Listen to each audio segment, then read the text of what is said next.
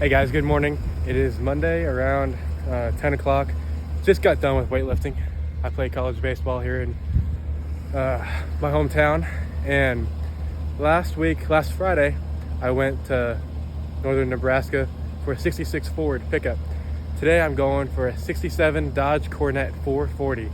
That's supposedly has 72,000 original miles. Non-runner, so we got the trailer, of course. It's about 400 miles there and 400 miles back. It's gonna take me about all day to go. Hopefully I'm back by midnight. I got baseball stuff tomorrow morning.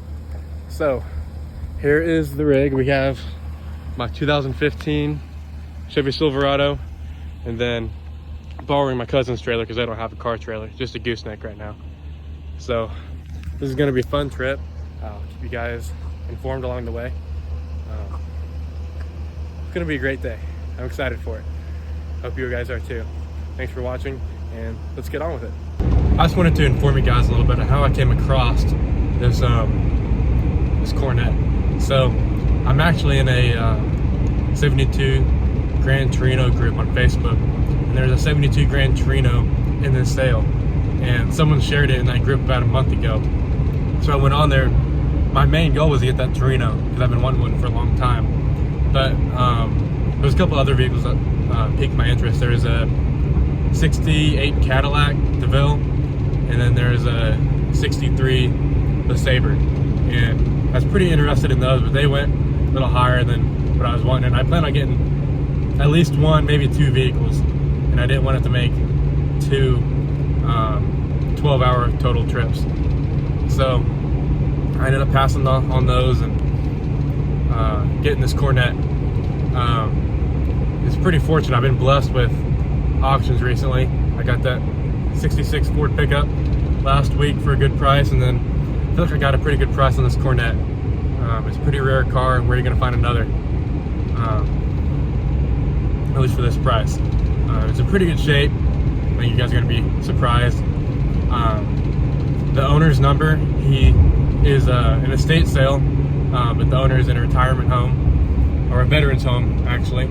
So they put his number in the sale bill for people to call him and find out information about these vehicles. So after a while, I'll give him a holler and try to find out a little history about it, see how long it's been sitting, see if there's any parts in the trunk, or if he has any extra parts for it that I can find around there. I'm pretty hopeful. He's had it since 1979, because that's what the title says. Again, it says it has 72,000 original miles. There's a lot of stuff for me to believe that, but there's also things that could lead me to not believe that. It's a fairly old car. It's getting close to 60 years old now, so who knows. But it should be very interesting. I'm really excited for it. Hey guys, a little bit of an update. Just got off the phone with the owner. Super nice guy. We talked about the car for about 15-20 minutes. He's currently in a veterans home in Minneapolis, so I made sure to thank him for his service, and we talked a little bit about what branch he was in. And my family's really has a long history with the military, so it's really special to know that I'm buying from a veteran. He's had the car since '79, so he knows most of the stuff about it. He said that they put the hubcaps in the trunk because they're afraid someone's going to steal them, which I understand. I was glad they did that. They didn't say it in the sale bill, so I wasn't sure if it didn't have them or what, but they're several $100s on eBay, and that is a little bit of relief off my shoulders. He said it was rust free, but he hasn't seen the car in 6 or 5 years, something like that. That's what he said. So who knows exactly what it is now. It's been sitting for 20, he said, so that'll be fun to get into. Hopefully the drums aren't locked up and it'll winch right on the trailer right nice. I don't have a winch, but I do have a come along, so that'll make it a little interesting. Hopefully it's not too cold. It's about 46 in Missouri, not too windy, so hopefully it's not too windy there. It is super windy when I got that 66 Ford. That was miserable. That video should be up soon, if not already up by the time this video's out. So make sure to go back and look at that video. It's definitely interesting. I try to keep my videos somewhat short, so you don't spend a lot of time out of your day watching them. But if I think of anything else, or if the guy calls back, or I call him, or anything interesting happens, I'll be sure to let you guys know. I'm super excited for the car. It'll make for a really good project and videos to come. It's currently not running, so who knows. He said it could be locked up, which is kind of disappointing. They didn't even mention that in the sale bill, because it apparently has open headers too, so that'll let moisture in, and when you don't drive them, that'll keep things locked. So it'll be an interesting project, and it's a bit of a diamond in the rough, so it should come out pretty nicely once we're done with it. I'll be sure to make more videos about it. It's an interesting car for sure, and something hopefully you guys will enjoy. All right, I'm currently outside of Omaha, Nebraska, going up the line between Iowa and Nebraska. I look behind me and I've seen my ramp flapping up and down, and the rubber thing that holds it down actually snapped. That's what it was, and that's the jerry rigging that I had to do. Pretty good if I say so myself. But she's been doing fine now. I'll have to get another one, order one in a little bit. There's my second fill up, $81. I promise it's not diesel. The pumps are weird here in whatever state I'm in. About an hour and a half left to go. Hasn't been too bad so far. Usually my butt gets to hurting pretty bad, but I've been good so far. Yeah, not too much longer. I'm excited. I'll check back in after a while.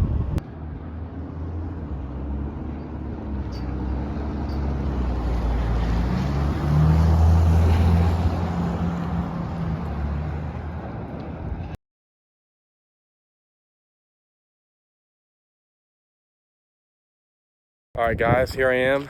Got the car loaded. I'm sorry I didn't get the video of it loading, but it all happened kind of fast. The guy just hooked onto it with his truck and pulled it up the trailer.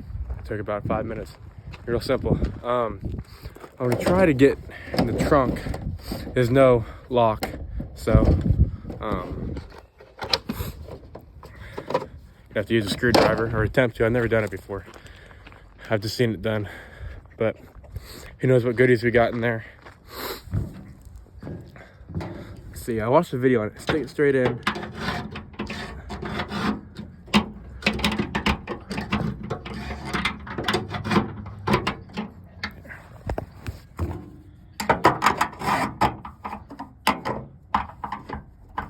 Oh, there we go. All right, let's see what we got. All right, gas tank isn't in. We got wiper blades, the whole thing there. We got an air cleaner. I knew I wasn't in gear for some reason. That's probably why. Got some interior pieces out of trim molding. Piece of paper. I feel like I'm gonna catch some sort of disease. What do we got? I don't know what I'm looking at here, so that's good. Well, there's the trunk. Car's really in pretty good shape. It's got a lot of surface rust. That's all the underneath is too. There's no rot underneath. It's just surface rust. The only rot that I can really find is right here. That's it. It's kind of disappointing, but it's all right. All of it is just surface rust underneath. Like that's even surface rust right there. This is pretty clean. You got the Chrysler sticker still on there, and there is some paint. Like there's some black paint there and underneath. So she's definitely a original mileage car. Let's get under here. I've never done this before. I've never had a 67 Charger, or I guess it's a Coronet. Just what I thought though. All right. Guess we can throw some burgers on that thing, try to cook it. Not great, but not terrible. Wiring looks to be in good shape. It's obviously a little rusty. Nothing that a Craigslist rebuild won't fix.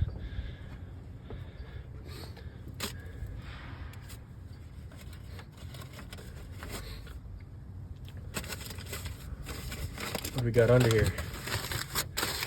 We got a nice chrome air cleaner.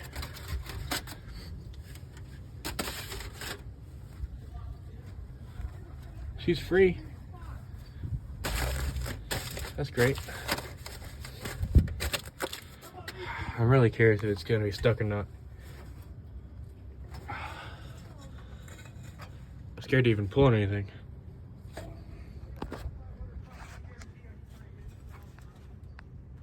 I don't know, I'm not gonna test it too much. Play break a fan blade off and cut my hand or something. That'd be my luck. It's a good base to start with, for sure. Everything seems to be in decent shape.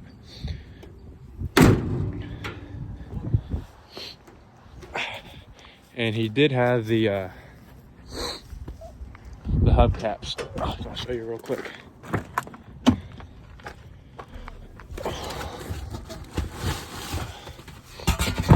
He has the whole set, but here's one of them. I'm happy that he had those. That saved me a couple $100 for sure.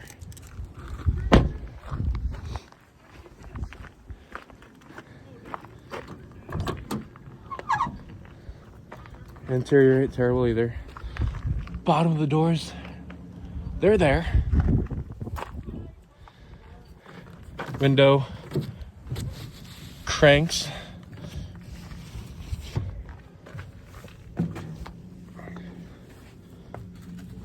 Let's do a smell test. It smells like my grandma's basement, but in a good way. Good way for sure. Looks like we got all of our switches and everything's there. Think the horn works? Oh, there's no battery. That's right. Headliner is in good shape. Back seat is too. Here are the cars I didn't buy. This Torino, and woof, I'm glad I did not buy her. She is rusty. You can see spots in the roof where it's bubbling too. Interior is cool, but the body is too bad. But it's a sport. A lot of good parts there for someone who needs it. Cool car for sure. And there's this Buick, the Sabre, the Sabre. It's a cool car. Is it unlocked? Nope. It's mint on the interior. It's cool for sure. Would have cleaned up really, really nice. And there's the Caddy. They would have cleaned up really nice too. It's a little bit of rot down there. That's about it. The interior is mint. Roof is good, except for back here. Yeah, it's starting to go. The coolest part on this car, I actually wish that I would have bought it, is that. That's cool. Kind of wish I had a car like I was like that. I want to be that cool guy at the gas pump that's filling it up from the trunk. That's about it. Those are the 4 things I bid on, including these cars and the Charger wannabe. There's some cool cars. There's a Cutlass, an old 60s model, and some 70s Cutlass too. The one right there, and then over there. It's a cool little pickup. It was nice. There's a Pinto wagon that was owned by Arnold Palmer, and a 4x4 AMC something or another. Cool cars here. If I lived closer, I probably would have bought more. But let's go finish getting the Dodge strapped down and we can get out of here.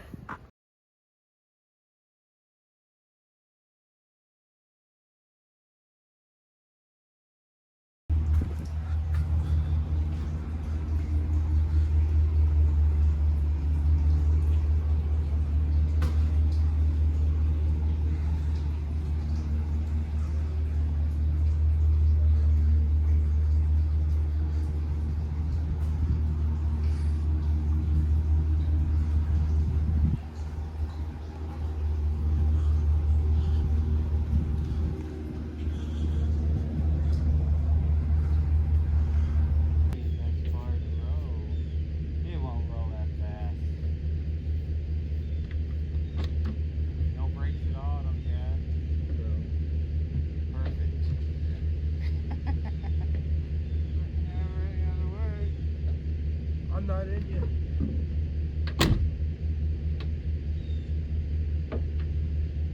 One more time. Alright. Ready? Yeah. But I gotta pump the brakes. Want me to help? Then you won't be able to get in. Hang on.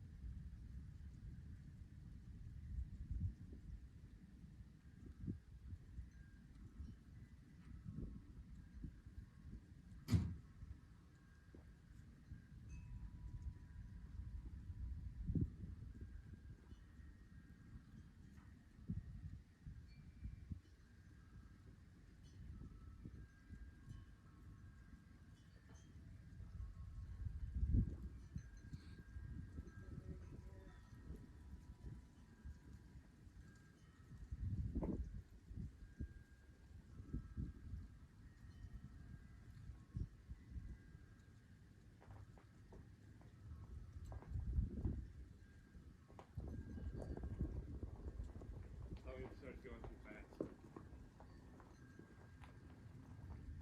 We just want to creeper in so we don't crash. You can hit the garage.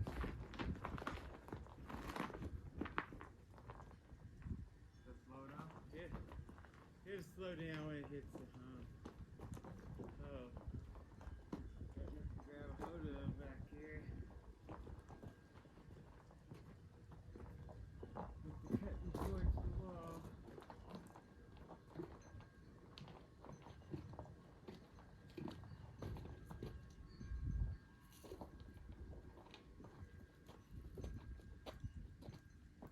Cut it over as much as we can.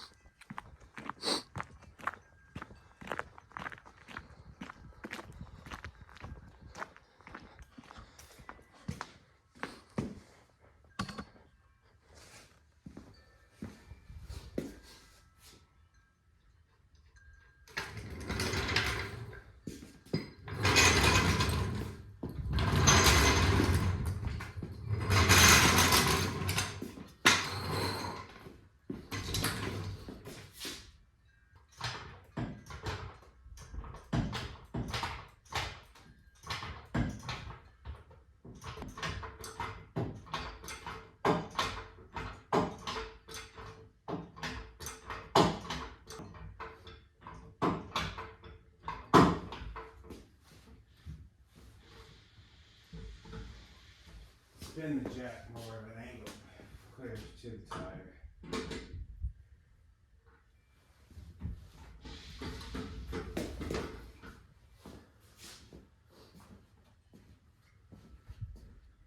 Looks good to me.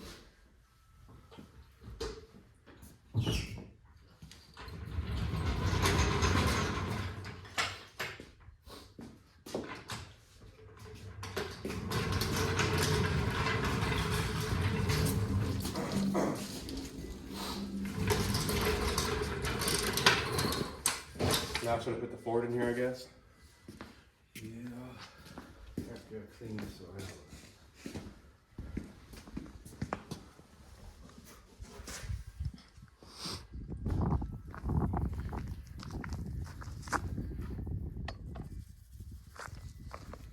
Thank you guys for watching this episode of Classic Auto Rescues where I went and got this Coronet. She needs quite a bit of work. The engine's locked up and brakes aren't even in the galaxy. Dad told me the other day that he came out here and seen a couple drips of antifreeze on the floor, and as you can see, it's nearly flooded this corner of the garage. I had a breaker bar under there trying to break the engine loose, and I was just tightening the bolt, so I quit. And I actually left the breaker bar under there, but now there's a light, a rag, and a hammer. And I didn't do that. So I'm gonna blame that issue on Dad. Our plan right now is let it soak. Gonna put some of this Marvel mystery oil in it. What's in it? I don't know. It's a mystery. We're gonna let that soak in the cylinders and see what happens. This other stuff doesn't seem to be doing anything. It's been in there for a couple days, and like I said, we're just tightening the bolt on the crank. But yeah, we plan to put some of that in there, and instead of putting just a breaker bar on the crank, we're gonna take the inspection plate off and either put a pry bar or get one of those fancy tools for the flex plate, and maybe even try to double team it and see if we can break it loose. But we definitely see an engine rebuild in the future. The cylinders are not how you'd like them to be. That's the best way to put it. It looks like you let a tiger loose in there and just started freaking out. But that's it as far as we know on the mechanicals. We need the engine unlocked, and we're gonna need brakes to take it on. You don't need brakes, but they're nice to stop, especially when you're in hill country out here. We've been through that before. But this car's a little too nice to go crashing in the ditch or the farmer's field. So we will take care of that in the future. But right now our main priority is the engine, and we think the transmission is going to be fine, but who knows. But for now, we're just working on the engine. Gonna get that busted loose and gonna get it running. Like I said, it's definitely gonna need an engine rebuild. So we're not gonna do too much other than get it running and down the road. Who knows, it might surprise us and be fine. But we don't have high hopes for that. I plan on keeping this car for a while. I like it. The owner was real nice. He wanted me to keep it and not just flip it. So I'll see what I can do. I'm a 19-year-old college student who plays baseball, don't have a ton of time. And this is kind of what I do for a job. I flip cars. So I'm gonna do my best to keep it, but things happen. But I really am gonna do my best to keep it. I like the car a lot. You know, it's a Coronet 440. We're gonna find another in this good a shape for the price that I got it. It's, except for the engine, it was originally a 383 car, so the engine's not original. But you have a 440. It's 1968 440. That's we checked the numbers on the block, and it's from a 1968 Chrysler. And it's gonna be hard to come across another 440 from the golden age of muscle performance. In the interior it's near mint. The dash has a couple cracks, and it can be cleaned up really nice. There's majority rust free. What you see right here, and I don't know, that's it. There's some surface rust, but other than that, that's it. But I'm really excited for this car, and I know my dad is really excited for the car. We haven't done something this big in a while. I haven't had anything Mopar in my life, so this is new for me. At least Mopar performance. I've had a couple Dodge pickups, but that's about it. But we're excited for the car. Hope you're excited too. Thank you guys for watching.